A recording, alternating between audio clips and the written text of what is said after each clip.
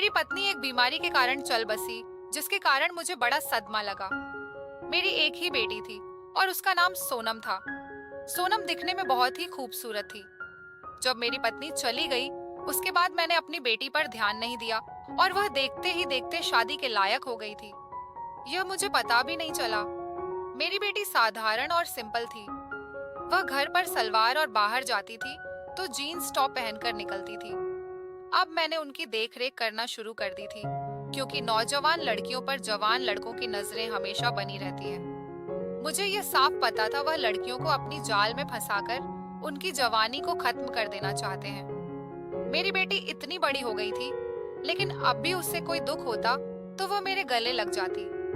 और जब भी कोई अच्छी सी बातें करनी हो, मेरी गोद में बिना शर्माए छोटे बच्चों की तरह आ जाती थी।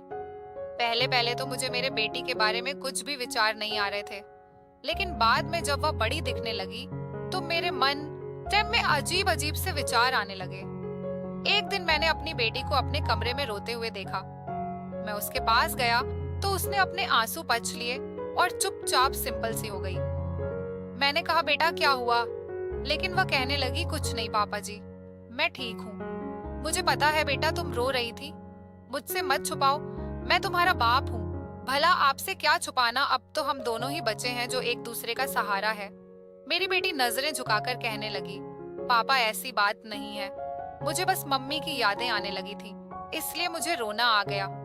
बेटा जो होना था वह तो हो गया, वह सब भगवान की मर्जी है, हम इसमें कुछ भी नहीं कर सकते हैं। मुझे भी आपकी मम्मी की यादें बहुत आती हैं, लेकिन क्या करूं?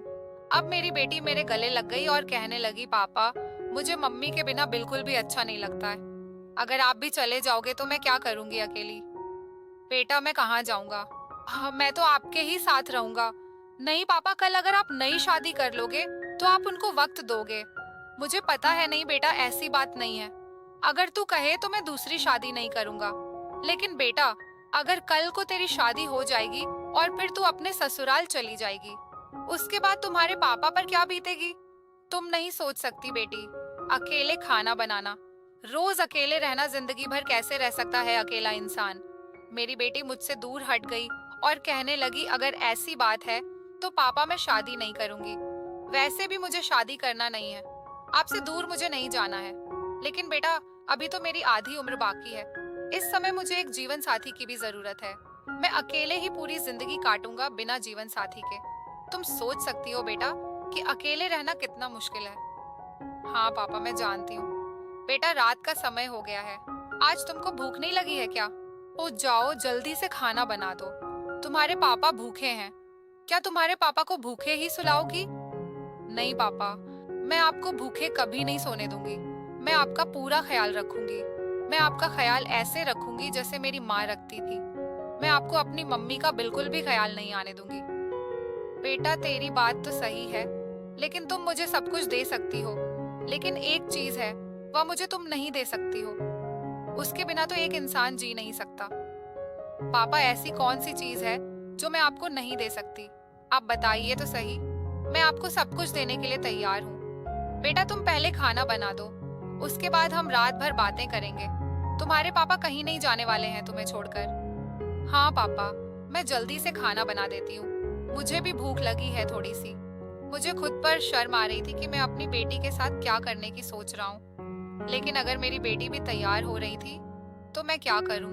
आप बचपन से ही मैंने उसे बड़े प्यार से रखा है, लेकिन आज ऐसी बातें करूंगा तो वह शायद मुझ पर थूकेंगी।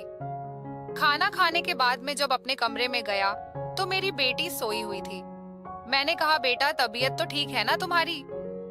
हाँ पापा, तबीयत तो ठीक है, लेकिन मेरे पैरों में पता नहीं क्यों हल्का हल्का सा दर्द हो रहा है। ये सब अभी अभी हो रहा था, जब मैं खाना बना रही थी तब तो नहीं हो रहा था। क्या हो सकता है पापा?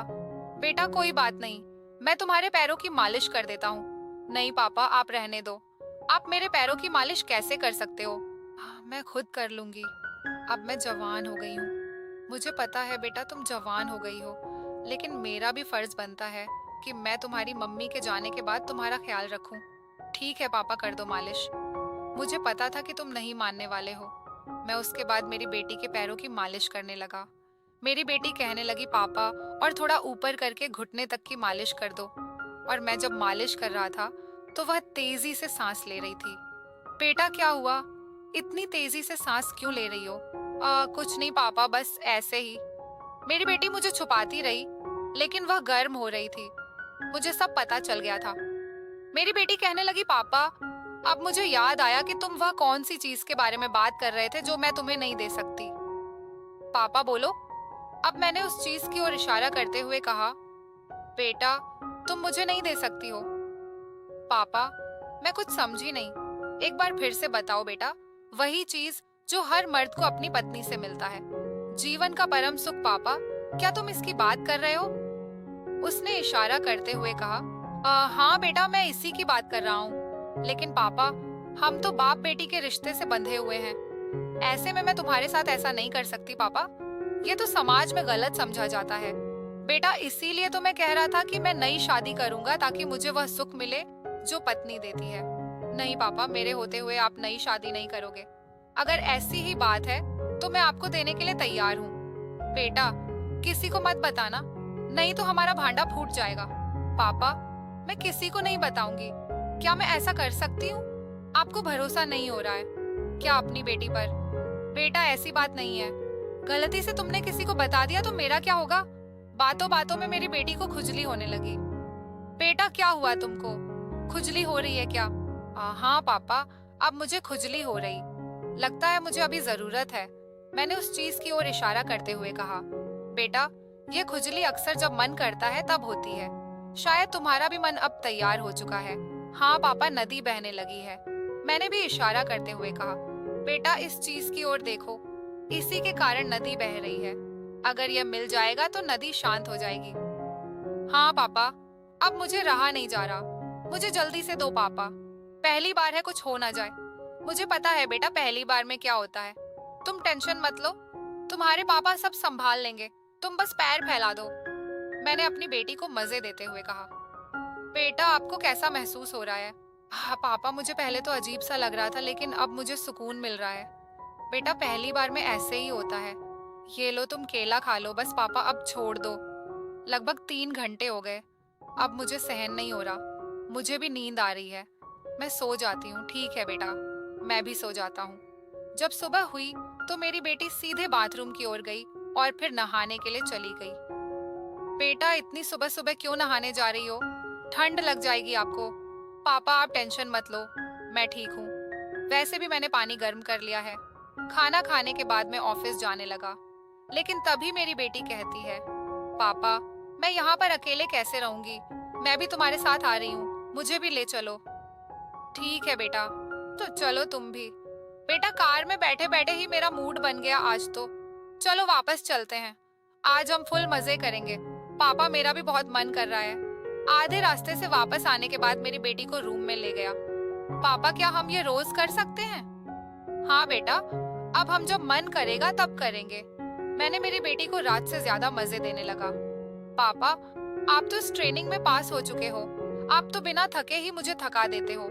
उस दिन के बाद हम दोनों कभी भी काम कर लेते थे। ये काल्पनिक कहानी थी। इसका उद्देश्य किसी को उत्तेजित करना नहीं है। इसका वास्तविक घटना से कोई संबंध नहीं है। दोस्तों, अगर यह वीडियो आपको अच्छी लगे तो प्लीज चैनल को सब्सक्राइब करना और बेल आइकन को जरूर प्रेस करना, ताकि ऐसी लेटेस्ट वीडियो और रोमांटिक वीडियो आपके लिए लाती रहूं। क्योंकि दोस्तों, यह वीडियो आपको भावुक कर सकती है, आपको उत्साहित कर सकती है, आपको रोमांटिक कर सकती है। तो दोस्तों, इस वीडियो को लाइक करो, शेयर करो और दोस्तों को जरूर भेजो। शुक्रिया दोस्तों, नेक्स्ट वीडियो में मिलती हूँ।